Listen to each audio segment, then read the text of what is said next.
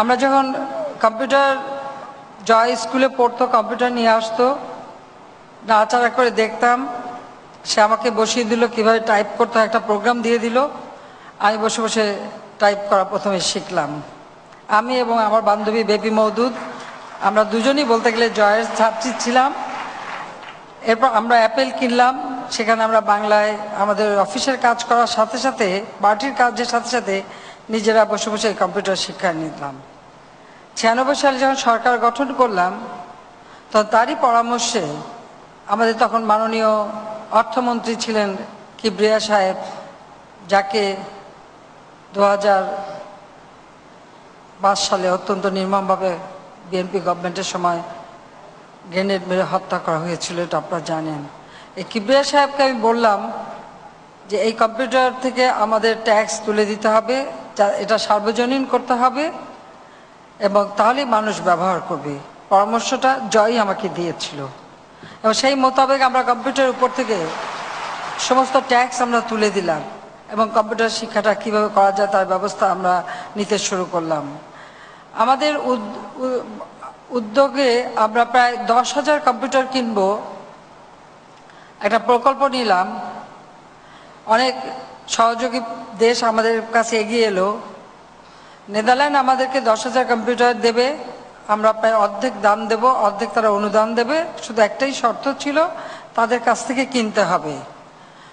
10,000 স্কুলে আমি 10,000 কম্পিউটার দেব, সেই স্কুলের তালিকাও করা হলো। তালিকা করে কম্পিউটার কেনার জন্য সব কিছু হয়ে গেল, টেন্ডার সব হয়ে গেল। ইতিমধ্যে আমাদের সরকারের 5 বছর সময় অতিক্রান্ত হলো, আমরা এটা করে যেতে পারলাম না। কিন্তু ক্রয় এটি সব কিছু তৈরি। অত্যন্ত দুঃখের বিষয় হলো, বিএনপি সরকার ক্ষমতায় আসলো। ক্ষমতা আসার পরই তারা এই কম্পিউটার আর নিল না। নেবার কারণ যেটা আমি শুনলাম, সেটা খুবই হাস্যকর একটা কারণ হচ্ছে নেদারল্যান্ডের জাতীয় ফুলের নাম হচ্ছে টিউলিপ।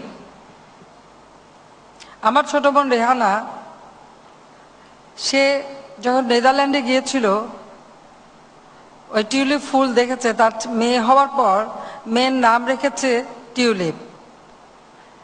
বিএনপি নেত্রীকে বোঝানো হলো যে এই টিউলিপ কোম্পানি নেদারল্যান্ডের কোম্পানি হলেও নিশ্চয়ই শেখ রেহানার কোনো ভাগ আছে, কিছু আছে, সেই জন্য এই টিউলিপ কোম্পানির থেকে এই কম্পিউটার নেওয়া যাবে না। আপনারা একবার একটু বুঝতে পারেন যে এরা দেশের কথা চিন্তা করে না। এত বড় একটা ডাহা মিথ্যে কথা, এবং একটা দেশের, একটা নেদারল্যান্ডের বিষয়, আরও থাকে লন্ডনে। এইভাবে সেই কম্পিউটার তারা নিল না। ওই কোম্পানি বাংলাদেশের বিরুদ্ধে মামলা করলো। 10,000 কম্পিউটার তো আমরা হারালামই, সাথে সাথে 32 কোটি টাকা বাংলাদেশ সেই কোম্পানিকে দিতে হলো ফাইন হিসেবে। এইভাবে দেশের ক্ষতি তারা করলো। 2008 সালে আমরা যখন সরকারে আসলাম, এসেই আমরা উদ্যোগ নিলাম যে এই যে নতুন নতুন প্রযুক্তি আসছে, আমাদের ছেলেমেয়েরা এই প্রযুক্তি শিক্ষা নেবে। 96 সালে 12টা বিজ্ঞান প্রযুক্তি বিশ্ববিদ্যালয় নির্মাণের প্রকল্প আমরা হাতে নিয়েছিলাম। 6টা আমরা নির্মাণ কাজ শুরু করেছিলাম, বাকি 6টা করা আমাদের উদ্যোগে ছিল। এভাবে প্রযুক্তি শিক্ষাকে আমরা গুরুত্ব দিয়েছিলাম। আমরা কিভাবে ইন্টারনেট সার্ভিস সারা বাংলাদেশে দেওয়া যায় তার জন্য পদক্ষেপ নিলাম। বাংলাদেশে তখন আপনারা জানেন যে ডিজিটাল টেলিফোন সিস্টেমও ছিল না, মনোলগ ছিল। আমরা একে উদ্যোগ নিলাম, একেবারে উপজেলা পর্যায়ে এবং ইউনিয়ন পর্যায় পর্যন্ত যাতে ডিজিটাল পদ্ধতি প্রবর্তন হয়, আমরা কাজ শুরু করে গিয়েছিলাম। আমাদের সবসময় একটা ছিল যে নতুন নতুন প্রযুক্তি শিক্ষা দেওয়া, এবং সেভাবে আমরা বিভিন্ন পদক্ষেপ নেই। 2008-এ সরকার আসার পর এবং আমাদের নির্বাচনী ইস্তাহারে ঘোষণা দিলাম যে বাংলাদেশকে আমরা ডিজিটাল বাংলাদেশ হিসেবে গড়ে তুলব, অর্থাৎ এই প্রযুক্তি মানুষের দোরগোড়ায় পৌঁছে দেব।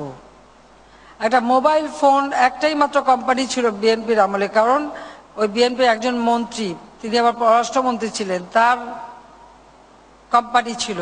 এই জন্য আপনি এটা আগেই শুনেছেন যে ওই একটা মাত্র কোম্পানি মোবাইল ফোন ধরলেও সেই 15-20 টাকা, করলেও 15-20 টাকা, এই অবস্থা ছিল। আমরা প্রথমে এসেই মোবাইল ফোনের উপর থেকে এই এমবার্গো তুলে দিয়ে বেসরকারি খাতে মোবাইল ফোন যাতে সকলে ব্যবহার করতে পারে, বেসরকারি খাতে এটা উন্মুক্ত করে দিলাম। কারণ যত বেশি প্রতিযোগিতা হবে, মানুষ তত বেশি সুযোগ পাবে। এবং সারা বাংলাদেশেই, এমনকি পার্বত্য চট্টগ্রামে আপনারা জানেন যে মোবাইল ফোন সংযোগ ছিল না, আমরা এসে পার্বত্য চট্টগ্রামেও মোবাইল ফোন সংযোগ দেওয়ার ব্যবস্থা করলাম। এবং আজকে সেই প্রতিযোগিতা এসে মাত্র কয়েক পয়সায় আজকে পার মিনিট আপনারা কল চার্জ দিয়ে ফোনে কথা বলতে পারেন। আজকে হাতে হাতে মোবাইল ফোন সকলের ঘরে ঘরে হাতে হাতে আজকে চলে গেছে। 16 কোটি মানুষের দেশ আমাদের, 90 লক্ষের উপর মানুষ বিদেশে থাকে, তারপরে আজকেও 11 কোটি সিম বাংলাদেশে মোবাইল ফোনের ব্যবহার হয়। যেই প্রযুক্তি আজকে প্রত্যেক মানুষ ব্যবহার করতে পারছে এবং তার সুফল ভোগ করতে পারছে। ঠিক তেমনি কম্পিউটার শিক্ষার জন্য আমাদের 17টা মোবাইল ল্যাব আছে, গাড়িতে গাড়িতে করে বিভিন্ন এলাকায় এলাকায় যে ছাত্রছাত্রীদের মোবাইল ট্রেনিং অর্থাৎ কম্পিউটার ট্রেনিং দেওয়া হয়। ঠিক সেইভাবে আমরা এই প্রযুক্তি ব্যবহারে উৎসাহিত করে দিচ্ছি। আর প্রত্যেক ইউনিয়নে প্রায় 4549টা ইউনিয়নে আমরা ইতিমধ্যেই তথ্য সেবা কেন্দ্র খুলে দিয়েছি। আমাদের 8000 ডাকঘর আছে, সেগুলো আমরা আধুনিকায়ন করছি এবং সেখানেও আমরা এই তথ্য সেবা সুযোগ সৃষ্টি করে দিচ্ছি। সেই সাথে সাথে আবার ব্যক্তি উদ্যোগেও এই সেবা কেন্দ্র গড়ে উঠছে। আজকে এই তথ্য সেবা কেন্দ্র থেকে মানুষ নানা ধরনের সেবা পাচ্ছেন। আগে একটা জমির দলিল পেতে গেলে দিনের পর দিন হয়রানির শিকার হতে হতো, আজকে সেটা সহজেই এই তথ্য সেবা কেন্দ্রে যে আপনারা নিতে পারেন, সে ব্যবস্থা আমরা করে দিয়েছি। আজকে বিদেশে যাওয়ার জন্য রেজিস্ট্রেশন এই তথ্য সেবা কেন্দ্রে করা যাচ্ছে। সব থেকে বড় কথা হলো, বিদেশে আমাদের যে প্রবাসীরা থাকেন, তারা এই সেবা কেন্দ্রে বসে আজকে তারা নিজের সেই প্রবাসে বসবাসরত আত্মীয় স্বজন, কারো ছেলে, কারো স্বামী, কারো আত্মীয় বা পিতা, তাদের সঙ্গে স্কাইপের মাধ্যমে কথা বলতে পারেন। ফেস টাইম বা স্কাইপ ব্যবহার করে কথা বলা, দেখা, হয়তো বছর পর বছর দেখা নাই, কিন্তু এই প্রযুক্তি ব্যবহারের মাধ্যমে নিজের আপন জনকে আজকে কাছে পেতে পাচ্ছেন, দেখতে পাচ্ছেন, কথা বলতে পারছেন। সেই সুযোগটাও সৃষ্টি করে দেওয়া হয়েছে, সেই সুযোগটা আমরা করে দিয়েছি এই তথ্য সেবা কেন্দ্রের মাধ্যমে। আমরা সেইভাবে আমাদের কৃষকরাও আজকে ব্যবহার করছে, আখের পুঁজি মোবাইল ফোনের মাধ্যমে পেয়ে যাচ্ছে। আগে যেখানে দিনের পর দিন তাদের পড়ে থাকতে হতো, তারা সেটা পাচ্ছেন।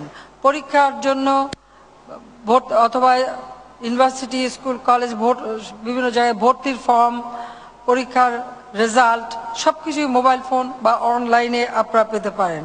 পাসপোর্ট, ভিসা সংক্রান্ত যাবতীয় তথ্য এবং অ্যাপ্লাই করা, সেটাও এই তথ্য কেন্দ্র থেকে আপনারা পেতে পাচ্ছেন। আমরা জাতীয় কোষ থেকে তথ্য সংগ্রহ, কৃষি, শিক্ষা, স্বাস্থ্য বিভিন্ন বিষয়ে সেবা জনগণকে দিতে পারছি। আমাদের উপজেলায় যে স্বাস্থ্য কেন্দ্রগুলি আছে, উপজেলা আমরা যে হাসপাতালগুলি, প্রত্যেকটা হাসপাতালে ওয়েব ক্যামেরা দেওয়া হয়েছে। এই ওয়েব ক্যামেরার মাধ্যমে চিকিৎসা সেবা আরো উন্নত মানের দেয়া বা যে কোনো ধরনের চিকিৎসা সংক্রান্ত তথ্য সংগ্রহ করার একটা সুযোগ সৃষ্টি হয়েছে। আমরা সারা বাংলাদেশে আমাদের প্রায় 13,500 কমিউনিটি ক্লিনিক আছে, সেই সাথে আছে ইউনিয়ন স্বাস্থ্য কেন্দ্র, সব মিলে প্রায় 15,000-এর মতো স্বাস্থ্য সেবা কেন্দ্র আছে। প্রত্যেক সেবা কেন্দ্র থেকে দেশের মানুষ কিন্তু স্বাস্থ্য সেবা পাচ্ছেন এবং সেখানেও আমরা এই তথ্য প্রযুক্তি ব্যবহার করে তাদের নাম লিস্ট করে রাখা, তাদের চিকিৎসার ব্যবস্থা, সব কিছু ব্যবস্থাপত্র এখানে আমরা দিয়ে দিচ্ছি। প্রত্যেকটা স্বাস্থ্য কেন্দ্রে আমরা ল্যাপটপ দিয়ে দিচ্ছি যাতে সেই সেবাটা তারা পেতে পারেন। বিদেশে চাকরি রেজিস্ট্রেশন, সেটাও তথ্য সেবা কেন্দ্রের মাধ্যমে, অর্থাৎ প্রায় 200-র মতো সেবা এই সকল তথ্য সেবা কেন্দ্র থেকে সাধারণ মানুষ পাচ্ছে। আমরা ডিজিটাল পদ্ধতি এত দ্রুত করে ফেলতে পারবো, এটা অনেকে ভাবতেই পারেননি। আমি ধন্যবাদ জানাই যে আমরা যখন এই ডিজিটাল সমস্ত ইউনিয়নে নিয়ে যাই, তখন ইউএনডিপির যিনি ডাইরেক্টর হেলেন ক্লার্ক তিনি এসেছিলেন এখানে। এবং আপনারা জানেন যে আমি বাংলাদেশের, কিন্তু আমি কিন্তু ঢাকায় ছিলাম, কিন্তু হেলেন ক্লার্ক চলে গিয়েছিলেন ভোলার সেই চর কুকরি বুকরি, সেই ইউনিয়নে বসে তার সঙ্গে আমি স্কাইপের মাধ্যমে কথা বলি, এই ডিজিটাল পদ্ধতিতে আমরা কিন্তু কথা বলি, এবং ওই এলাকার মানুষের সাথে কথা বলে আমরা এই ইউনিয়ন তথ্য সেবা কেন্দ্রের উদ্বোধন করেছিলাম। সেই জন্য তাকে আমি ধন্যবাদ জানাচ্ছি যে তিনি কষ্ট করে এসেছেন। আর সেই সুদূর ভোলা চর এলাকায় সেখানে যে তিনি আমার সাধারণ মানুষের কাছে চলে গেছেন। তিনি বাংলাদেশের একজন ভালো বন্ধু, আমি অবশ্যই সেটা বলবো। এভাবে আমরা মানুষকে যে সেবা দিচ্ছি, এ পর্যন্ত ইউনিয়ন ডিজিটাল সেন্টার থেকে 5 কোটি সেবা প্রদান করা হয়েছে এবং 7 কোটি অনলাইন জন্ম নিবন্ধন এবং বিদেশ গমনিচ্ছু 20 লক্ষ নারী পুরুষের অনলাইন নিবন্ধন করা হয়েছে। জন্ম নিবন্ধন এটা আগে আমাদের দেশে একরকম ছিল না বললেই চলে, আমরাই শুরু করেছিলাম সীমিত আকারে সেই 96 সালে। আজকে এটা প্রত্যেকটা ইউনিয়নে চলে গেছে এবং আমাদের এই যে ডিজিটাল সেন্টার ও তথ্য সেবা কেন্দ্র, সেখানে বসেই কিন্তু এই জন্ম নিবন্ধনটা হচ্ছে এবং এটা সেখানে জন্ম নিবন্ধনটা এই তথ্য সেবা কেন্দ্রেই হবে। অনেকেই হয়তো, আমি জানি অনেকের মাঝে একটা দ্বিধাদ্বন্দ্ব আছে।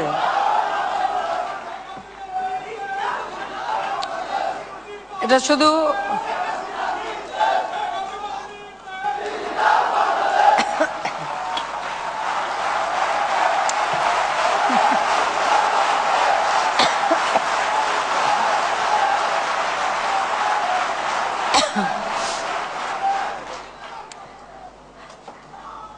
আমাদের যেমন স্বাস্থ্য কেন্দ্র আছে, সেখানে যাদের জন্ম নিচ্ছে তাদের নিবন্ধনটা সেখানে হলেও সারা দেশব্যাপী জন্ম নিবন্ধন এবং সেই সাথে মৃত্যু, কারণ আমাদের দেশে একটা হিসাব রাখা হয় জন্মের, কিন্তু কত মানুষ কখন মারা গেল সেই হিসাবটা কিন্তু রাখা হয় না। সেই হিসাবটা রাখা হয় তখনই যদি কেউ কারো হয়তো কাফন দাফনের জন্য সাহায্য লাগবে, সে যখন ইউনিয়ন পরিষদে সাহায্যের জন্য আবেদন করে, শুধুমাত্র তখন এই হিসাবটা থাকে যে কারা মারা গেল। কাজে আগামীতে আমি মনে করি যে আমাদের যারা গ্রামে মৃত্যুবরণ করছে তারও একটা হিসেব বোধহয় থাকা দরকার। সেটাও কিন্তু এই তথ্য সেবা কেন্দ্র অর্থাৎ ডিজিটাল সেন্টার, যেটা আজকে থেকে আমরা ডিজিটাল সেন্টারই বলবো। আমরা ইতিমধ্যেই আপনারা জানেন যে 64 জেলায় তথ্য বাতায়ন চালু করেছি এবং এর দ্বিতীয় ভাগে এসে আমরা ইউনিয়ন, উপজেলা, জেলা ওয়েবসাইট নির্মাণ করা হয়েছে এবং 25,000 সরকারি দপ্তরকে যুক্ত করে বিশ্বের বৃহত্তম ওয়েব পোর্টাল আমরা, যার নাম আমি দিয়েছি তথ্য বাতায়ন। কারণ ওয়েব পোর্টালটি ইংরেজি নাম, আমরা চাই একটু বাংলা নামও থাকুক, এই জন্য আমি তথ্য বাতায়ন এটা নাম দিয়েছি। কাজে জাতীয় তথ্য বাতায়ন এটা আমরা করে দিচ্ছি, যেখানে যে বাংলাদেশ সম্পর্কে সব ধরনের তথ্য পাওয়া যাবে সেই ব্যবস্থাটা আমরা করে দিয়েছি। এবং সেবা বাতায়ন নামে আরেকটি সেবা এবং ফর্ম বাতায়ন ও চালু করা হয়েছে, যেখান থেকে যে কোনো তথ্য সংগ্রহ করা যেতে পারে। জেলা এই সেবা কেন্দ্র থেকে অনলাইনে 32 লাখ নাগরিক আবেদন নিষ্পত্তি করা হয়েছে এবং 27 লাখ দলিলের নকল ইতিমধ্যে প্রদান করা হয়েছে। এবং শিক্ষা খাতে আমরা এই প্রযুক্তি আরও বেশি ব্যবহার করার জন্য পদক্ষেপ নিয়েছি। ইতিমধ্যে বইগুলি ই-বুকে পরিণত করা হয়েছে, সাথে সাথে আমাদের কোরআন শরীফ, পবিত্র কোরআন শরীফও আমরা কোরআন শরীফ করে দিয়েছি, যেখানে বাংলা আরবি লেখা আছে,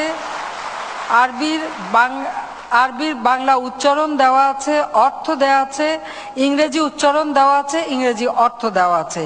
সেই